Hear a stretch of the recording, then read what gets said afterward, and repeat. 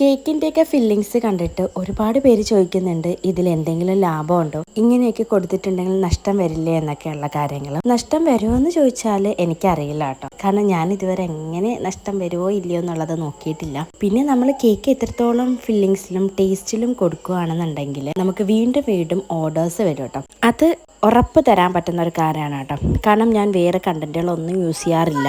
ഞാൻ കൊടുക്കുന്ന കേക്കുകളുടെ ഫില്ലിങ്സും അതേപോലെ തന്നെ ഡെക്കറേഷനുമാണ് ഞാൻ കൂടുതലും കാണിക്കാറുള്ളത്.